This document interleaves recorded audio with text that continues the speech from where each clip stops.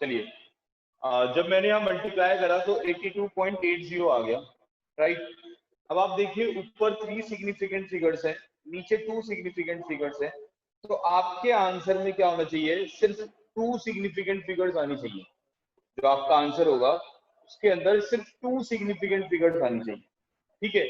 अब आ कितनी रही है, 4, तो हम इसको राउंड ऑफ करेंगे और इस तरह से राउंड ऑफ करेंगे कि आंसर में सिर्फ 2 सिग्निफिकेंट फिगर्स आए, ठीक है। तो हमें यहां से राउंड ऑफ करना पड़ेगा। अब यहां से राउंड ऑफ कैसे करेंगे, देखिए ये नंबर 5 से बड़ा है, जब ये नंबर 5 से बड़ा है तो हमने रूल पढ़ा था कि एक बढ़ जाता है, यानी कि ये आ जाएगा 83, तो ये 83 आ गया। डन, सबको समझ में आ गया बच्चों? किसी को पूछना है दोबारा से? ये मैंने मल्टीप्लिकेशन और डिवीजन का आपको सिखाया है रूल। बताइए बच्चे, यस और नो।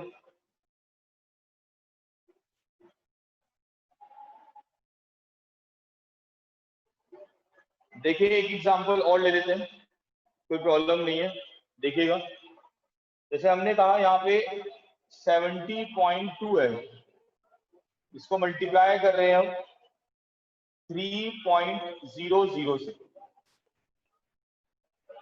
70.2 को हम मल्टीप्लाई कर रहे हैं 3.00 से, ठीक है।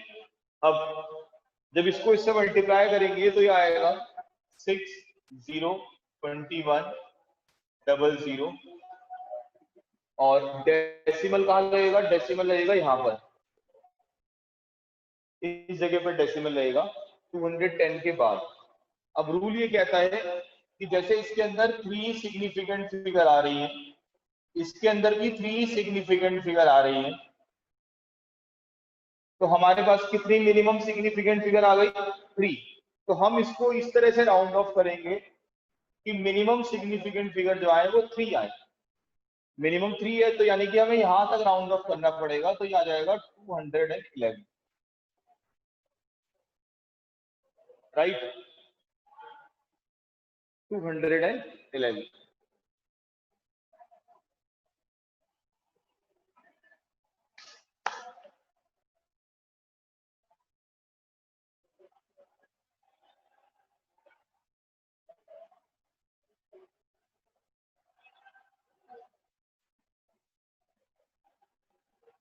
करिए सब बच्चे, कॉपी करिए, please copy it down all of you.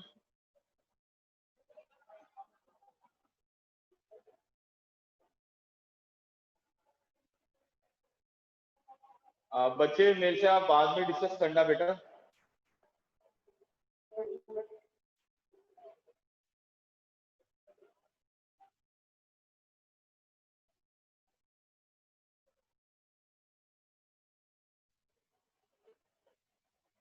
I think सबने कॉपी कर लिया है।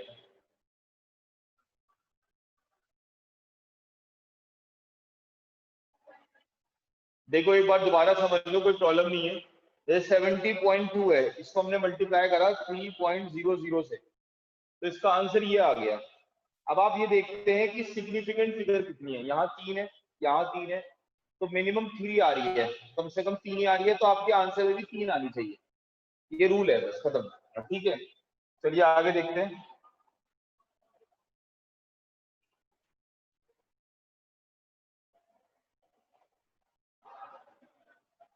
नेक्स्ट है हमारे पास, नेक्स्ट हमें डिस्कस करना है बेटा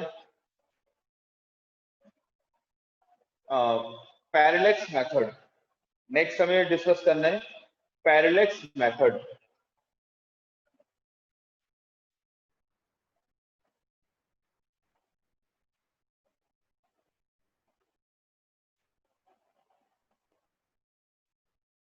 पैरेलक्स मेथड क्या होता है? अब मानसी बेटा डिवीजन में भी ऐसी होगा जैसे मैंने मल्टीप्लीकेशन में बताया, पहले आप डिवाइड कर लोगे और जो मिनिमम सिग्निफिकेंट फिगर आएंगी वो लेंगे हम। चलिए पैरेलक्स मेथड क्या होता है हम ये समझ लेते हैं। देखिए सबसे पहले आप ये देखिए, ये जो पैरेलक्स है ये एक तरह का एरर है, जो ये पैरेलैक्स है ये एक तरह का क्या है, एरर है। एरर मींस जैसे जब आप मेजरमेंट कर रहे होते हैं तो मेजरमेंट करते हुए ये देखा गया है कि पैरेलैक्स की वजह से हमारी मेजरमेंट सही नहीं आती है। जैसे मैं आपको एग्जांपल लेके बताता हूँ। जैसे आप सपोज करिए कि इस वॉल पे क्लॉक है, ये जो ये वाली दीवार है, ठीक है, इस वॉल पे मैंने ऊपर की साइड क्लॉक लगा रखी है, ठीक है, और क्लॉक की जो हैंड है वो 6 पे है, जो क्लॉक की हैंड है वो किस पे है, 6 पे है, ठीक है। अब अगर मैं इसको इस साइड से देखता हूँ, इधर की साइड से मैं अगर देखूंगा तो मुझे वो थोड़ी सी हैंड इस साइड लगेगी, मतलब ऐसा लगेगा कि वो 5 की तरफ यहाँ लगेगी थोड़ी सी। और अगर मैं इधर की साइड से देखता हूँ यहां से, तो क्या होगा, मुझे थोड़ा सा इस साइड दिखाई देगी, इधर की तरफ दिखाई देगी, मतलब ऐसा रहेगा कि वो 7 पे है। ऐसा क्यों हो रहा है, ऐसा ये हो रहा है क्योंकि जो मेरा लाइन ऑफ साइट है, जो मेरी जो आईज की जो साइड ऑफ लाइन है, मतलब जिस लाइन के थ्रू मैं देखना चाह रहा हूँ वो इसके सामने नहीं आ रही है, इससे डायरेक्शन चेंज कर रही है। ऐसे क्या होता है, जैसे आप स्केल से कभी भी लाइन ड्रॉ करते हैं, आपने स्केल रखा और आप स्केल से 6 सेंटीमीटर की लाइन ड्रॉ करते हैं और आप ऐसे टेढ़ा करके देखते हैं तो आपकी लाइन जो होती है वो थोड़ी सी आगे चली जाती है, आपको लगता है कि 6 पे आ रही है, ठीक है। इसी तरीके से अगर आप यहां से देखोगे तो लगेगा लाइन थोड़ा पीछे जाएगी। तो ये क्यों हो रहा है, ये इसलिए हो रहा है क्योंकि हम जब किसी भी ऑब्जेक्ट को देख रहे हैं तो वो हमारी आंखों के ठीक सामने नहीं है। अगर वो बिल्कुल ठीक सामने होगा, अगर मैं बिल्कुल सामने से देखूंगा तो मैं कह सकता हूं कि ये एग्जैक्टली 6 पर है। आ रही बात समझ में नहीं आ रही है? तो पैरेलैक्स होता क्या है, पैरेलैक्स होता है कि जब हम किसी भी ऑब्जेक्ट को अपने लेफ्ट आई और राइट आई से देखते हैं, जैसे मान लीजिए चौक है, इसको मैं एक बार राइट आई से देखता हूँ, एक बार लेफ्ट आई से देखता हूँ, तो इस चौक की जो पोजीशन है बैकग्राउंड के रिस्पेक्ट में वो क्या हो रही है, चेंज हो रही है।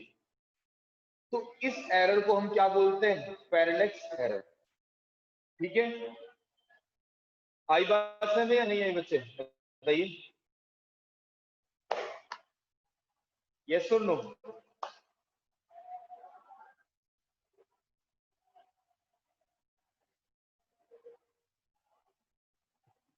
अब देखो, जैसे ये इसको रफ कर देता हूं मैं।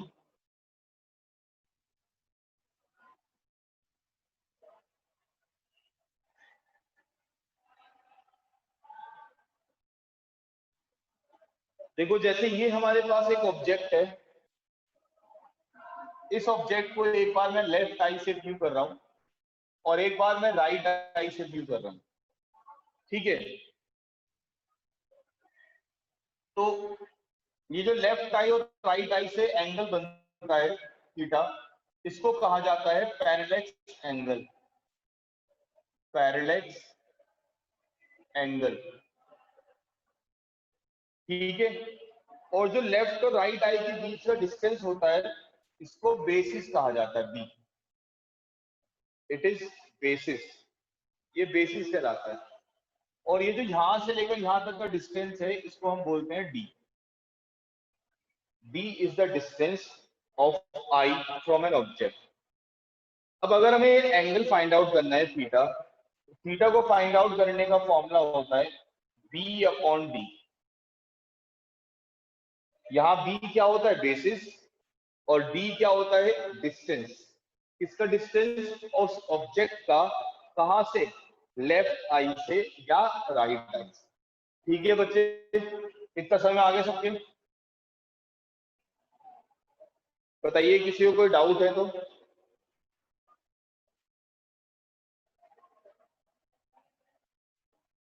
यस,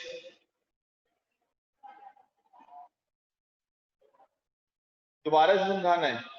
देखो, देखो ईशा सामने देखो, जैसे ये हमारे पास ऑब्जेक्ट है, इस ऑब्जेक्ट को हम क्या कर रहे हैं, एक बार लेफ्ट आई से देख रहे हैं और फिर इसी ऑब्जेक्ट को हम क्या करते हैं, एक बार राइट आई से देखते हैं, ठीक है। तो जब हम इस ऑब्जेक्ट को एक बार लेफ्ट आई से देखेंगे और एक बार राइट आई से देखेंगे, तो आप ये देखेंगे कि ये जो एंगल बन रहा है दोनों के बीच में, जो थीटा है, इसको हम पैरेलक्स एंगल बोलते हैं, ठीक है।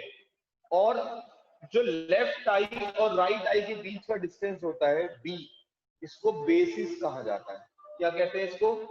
बेसिस। तो ये जो पैरेलक्स एंगल है, इसको निकालने का फॉर्मूला होता है theta equals to B upon D. ये जो बी होता है ये कहलाता है बेसिस, और जो डी होता है इसे बोलते हैं हम डिस्टेंस। बात ये आती है कि सर ये थीटा कैसे मेजर करेंगे? थीटा जो मेजर होता है वो हमेशा किसमें मेजर होता है? रेडियन में। थीटा किसमें मेजर होता है हमेशा बच्चे? रेडियन में मेजर होता है, ठीक है। डी डिस्टेंस है, डी उस ऑब्जेक्ट का डिस्टेंस है राइट आई से या लेफ्ट आई से, ठीक है बच्चे। डी के बारे में समझ में आ गया? रिप्लाई करो बेटा।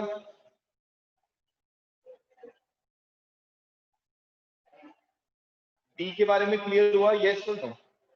चलिए, अब आप ये देखो कि यहां पर, हाँ सेम होगा दिव्यांश। आगे देखो बच्चे, ये जो थीटा है ये रेडियन में मेजर होगा, ठीक है। अब जब हम इसको रेडियन में मेजर कर रहे होंगे, तो याद रखना कि रेडियन में हमें कन्वर्ट करना पड़ेगा। जैसे अभी तक तो हम एंगल को डिग्री में पढ़ते थे, रेडियन में नहीं पढ़ते थे, तो हमें डिग्री से रेडियन में कन्वर्ट करना आना चाहिए। तो डिग्री से रेडियन में कैसे कन्वर्ट करते हैं? अगर हमें डिग्री से रेडियन में कन्वर्ट करना है, तो डिग्री से रेडियन में किस तरह कन्वर्ट होगा? पाई अपॉन 180 से मल्टीप्लाई कर। जब आप उसको पाई अपॉन 180 से मल्टीप्लाई करेंगे, वो डिग्री से किस में आ जाएगा? रेडियन में आ जाएगा, ठीक है। और रेडियन में जब आएगा तो आप उसको यहाँ पुट करेंगे, पाई की वैल्यू 3.14 रखेंगे और 180 ऐसी लिखा रहेगा, ठीक है। बी कांस्टेंट रहेगा। कांस्टेंट मतलब किसके रिस्पेक्ट में कांस्टेंट कह रहे हैं बेटा? अगर आप कांस्टेंट बोल रहे हैं तो किसके रिस्पेक्ट में कांस्टेंट बोल रहे हैं, मतलब किसके अकॉर्डिंग वो कांस्टेंट रहेगा, ये बताओ।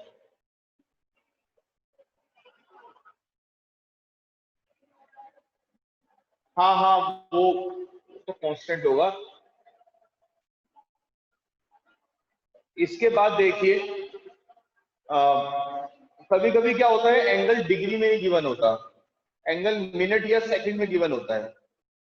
तो 1 डिग्री में 60 मिनट्स होते हैं और 1 मिनट में 60 सेकंड होते हैं।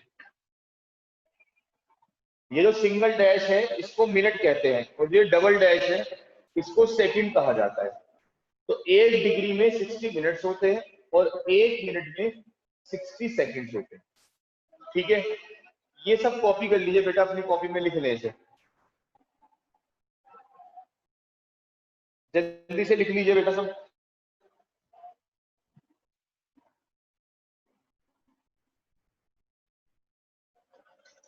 कॉपी करिए।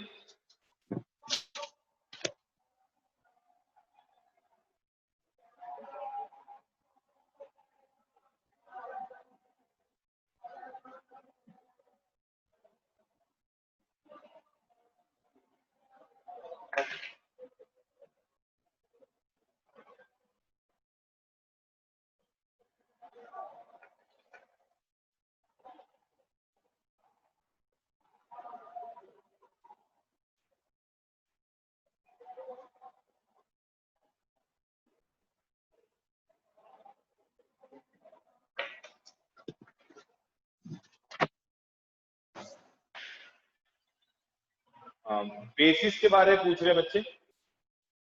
बेसिस जो होता है वो बेटा लेफ्ट आई और राइट आई के बीच का डिस्टेंस होता है, उसको बेसिस कहते हैं।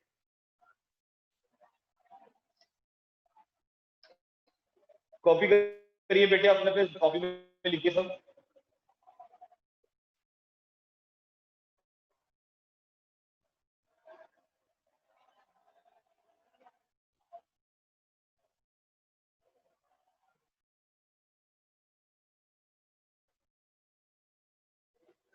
डन, सबने लिख लिया। चलिए अब हम इसके आगे देखते हैं इसका नेक्स्ट स्टेप क्या है।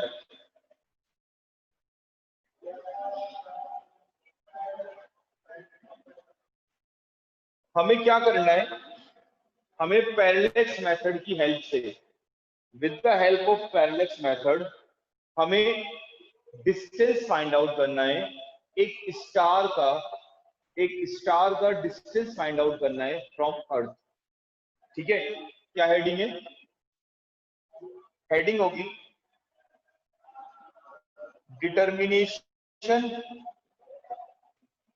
डिटर्मिनेशन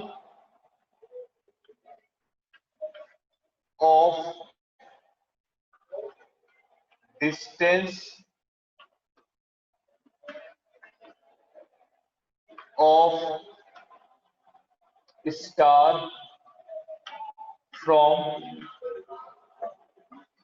अर्थ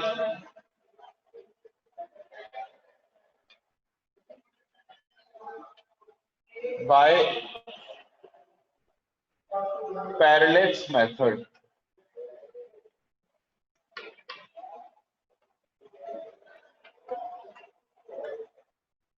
ठीक है, हम पैरेलैक्स मेथड के थ्रू क्या करते हैं, एक स्टार का डिस्टेंस निकालते हैं अर्थ से। Determination of distance of star from earth by parallax method. ठीक है, अब देखिए जैसे आप सब जानते होंगे कि सन स्टेशनरी होता है और जो अर्थ होती है वो इसके अराउंड रिवॉल्व करती है।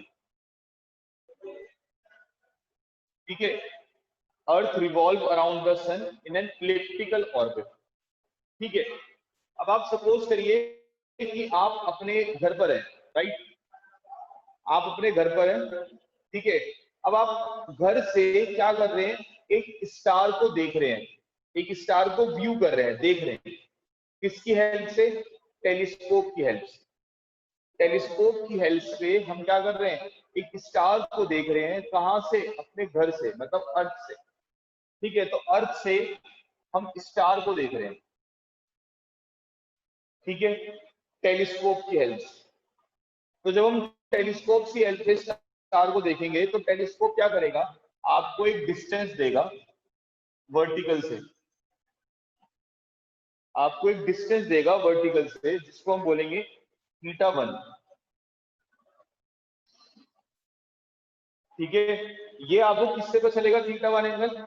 जब आप टेलीस्कोप से देख रहे होंगे आगे पीछे करके, उससे पता चलेगा आपको θ1 एंगल क्या है।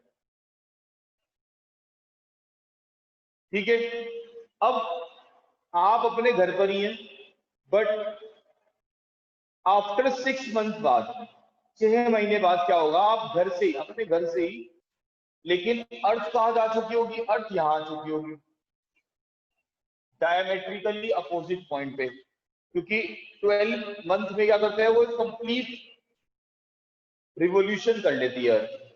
तो 6 मंथ बाद आप अपने वहीं से, जहां पर है वहीं से उस स्टार को दोबारा देखेंगे, तो वो आपको एंगल देगा θ2।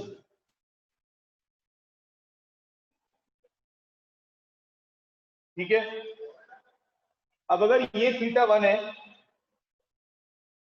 तो ये वाला एंगल भी θ1 होगा, और अगर ये θ2 है तो ये वाला एंगल जो होगा ये भी θ2 होगा। ठीक है, it is point A, it is point O, it is point B, और यहां से हम यहां पे एक लाइन ज्वाइन करते हैं। ठीक है, अब यहां पर जो मैंने अभी आपको फॉर्मूला बताया था उसको अप्लाई करेंगे, theta equals to B upon D. तो अगर आप यहाँ पर वो फॉर्मूला अप्लाई करेंगे तो थीटा की जगह θ1 प्लस θ2 आएगा, और बी की जगह क्या आएगा, ए से लेकर बी तक का डिस्टेंस आएगा, दैट इज ए बी, और डी की जगह क्या आएगा, ए ओ। ठीक है, अब अगर हमें ए ओ निकालना है तो ए ओ कैसे निकालेंगे, ए ओ निकालने का तरीका होगा, ए बी अपॉन θ1 प्लस θ2, और ये जो ए बी है यानी कि यहां से लेकर यहां तक का जो डिस्टेंस है इसको हम बोलेंगे twice of A you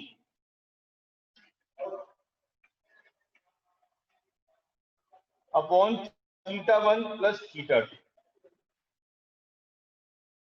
right, twice of A U upon θ1 plus θ2। तो ये हमारे पास डिस्टेंस आ गया स्टार का, कहां से, अर्थ से, ठीक है। हाँ, एयू होता है बच्चे एस्ट्रोनॉमिकल यूनिट। एस्ट्रोनॉमिकल यूनिट क्या होता है बेटा, अर्थ और सन के बीच में जो एवरेज डिस्टेंस होता है उसको एस्ट्रोनॉमिकल यूनिट कहते हैं। कल मैंने पढ़ाया था बच्चे, उसकी वैल्यू फिक्स होती है 1.5 इंटू 10⁻11। हाँ, एवरेज डिस्टेंस को हम एस्ट्रोनॉमिकल यूनिट कहते हैं। सब बच्चे कॉपी करेंगे अपनी अपनी कॉपी में। बहुत इंपॉर्टेंट टॉपिक है आपका चैप्टर नंबर 2 का, थियोरेटिकल टॉपिक है और ये पेपर में मोस्टली पूछा आता है। चैप्टर 2 में थ्योरी बहुत कम है और जो थ्योरी है वो ये है आपके सामने।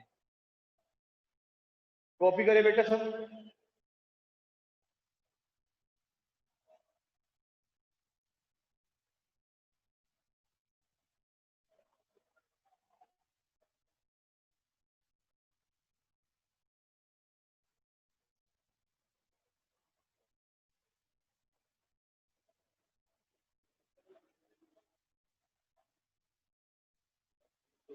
मैंने एओ को ऊपर ले गया और θ1 प्लस θ2 को नीचे ले गया। जब ये एओ ऊपर चला गया, ये नीचे आ गया, तो ये आ जाएगा।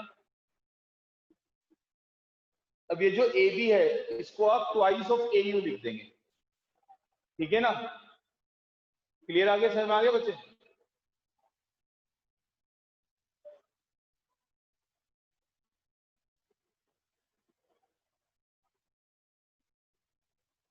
सबने कर लिया कॉपी, कोई डाउट किसी को। हाँ आर्यन, एओ की प्लेस पे बीओ भी ले सकते हैं। Okay student, we shall leave now. Copy कर रहे हैं, कर लीजिए बेटा। ट्वाइस ऑफ ए यू इसने लिखा, देखो अर्थ से सन का जो डिस्टेंस होता है वो ए यू कहलाता है।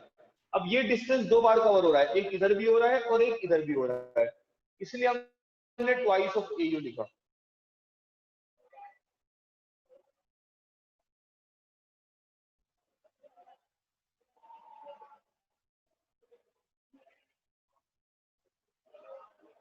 चलिए लीव कर देते हैं।